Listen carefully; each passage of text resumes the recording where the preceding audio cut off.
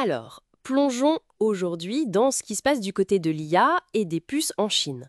On a beaucoup entendu parler fin janvier 2025 de la sortie du modèle R1 de DeepSeek, surtout à cause de son coût d'entraînement annoncé, 6 millions de dollars seulement. Oui, 6 millions, c'est un chiffre qui a vraiment interpellé. Quand on sait qu'OpenAI, on estime ça à 100 millions, voire plus. Exactement. Ça change la perspective. Tout à fait. Et donc notre discussion aujourd'hui, elle s'appuie pas mal sur une analyse vidéo d'Anastasie Intech. Il se penche justement sur cette montée en puissance chinoise dans l'IA et aussi côté matériel, les GPU, et ce que ça pourrait vouloir dire pour Nvidia qui domine tout, quoi. Ok.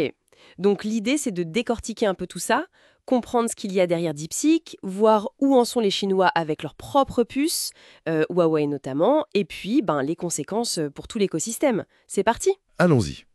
Alors, pour DeepSeek, déjà, il y a ce lien qui n'est pas anodin avec le fonds spéculatif iFlyer.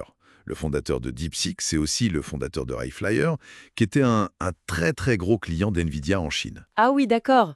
Ça aide pour avoir accès au matériel, j'imagine. Bah oui, ça explique en partie comment ils ont pu avoir accès on parle d'environ 50 000 GPU, pas mal d'anciens A100, mais surtout des H800 et des H20. Et les fameuses puces Nvidia adaptées pour la Chine avant les restrictions plus dures. C'est ça. Le H800 qui était performant, lui, il est banni maintenant, mais le H20, moins puissant pour le calcul pur, mais avec plus de mémoire, lui, il reste autorisé. Et alors, comment DeepSeek R1 fait pour être si performant avec ces puces H20 qui sont moins puissantes que le top du top de Nvidia? C'est quoi le secret? Il y a plusieurs choses. Déjà, l'architecture. C'est une architecture Mixture of Experts, MOI. En gros, au lieu d'avoir un énorme bloc, le modèle est divisé en plein de petits sous-réseaux spécialisés. D'accord. Et pour une tâche donnée, il n'active qu'une partie de ses experts. Disons 40 milliards de paramètres sur un total de 405 milliards pour l'AMA 3, qui lui n'est pas MOI. Ah oui, quand même. Ça veut dire beaucoup moins de calculs à faire en même temps. Exactement.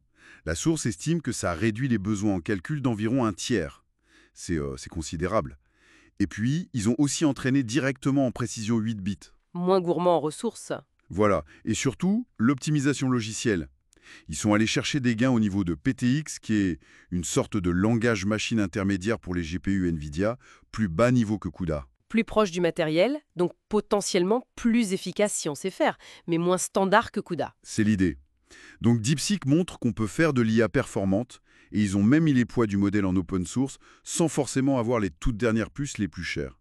Et ça, ça ouvre la porte à l'utilisation de matériel chinois. Justement, parlons-en. Huawei et son Asen 910B. C'est ça l'alternative locale principale? C'est présenté comme ça, oui. Le 910B, il est très demandé en Chine.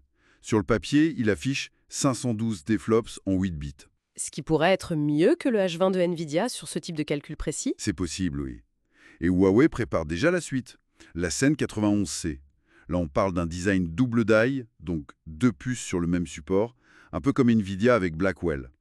Et ce serait gravé par SMIC, le fondeur chinois. SMIC, c'est là que ça coince un peu, non? On entend parler de problèmes de rendement. Oui, la source mentionne des chiffres assez bas, genre 30% de rendement sur le procédé précédent, le N+2. Si 7 puces sur 10 sont bonnes à jeter. Ça rend la production de masse très compliquée et chère. Et pour le N+3, qui est plus avancé, ça risque d'être encore pire. C'est un vrai défi. Et il y a aussi le problème de l'assemblage de ces puces complexes. Il faut des technologies d'encapsulation avancées, type CoWoS chez TSMC, pour bien connecter les différentes parties. Et SMIC ne maîtrise pas encore ça. D'accord.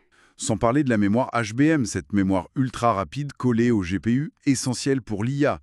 Il n'y a pas de production locale en Chine. Donc Huawei essaye de tout faire en interne.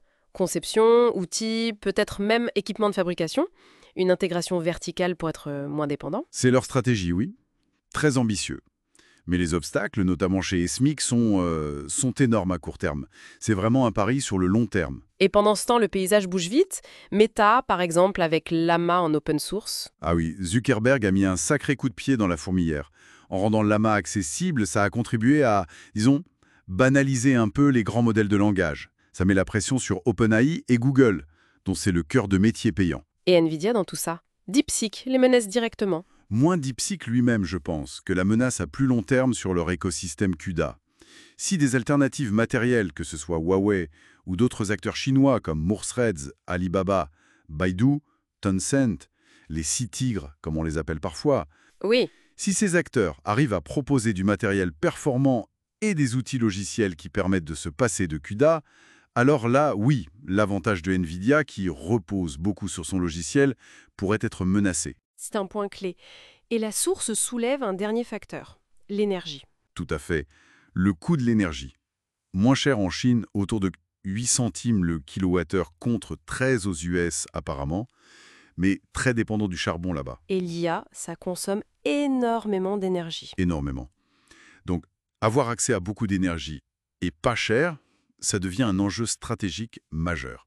Peut-être aussi important que les puces elles-mêmes, finalement. Ok, donc si on résume, DeepSeek, c'est la preuve qu'on peut innover fort en IA avec de l'optimisation, même sans les puces ultimes. Huawei émerge comme un concurrent sérieux en Chine, mais avec de gros défis de production à surmonter. C'est ça.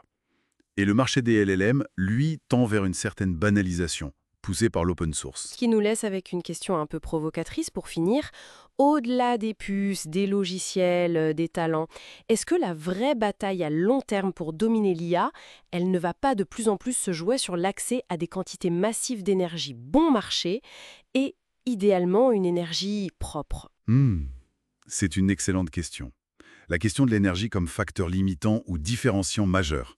C'est une piste de réflexion très intéressante pour l'avenir en effet.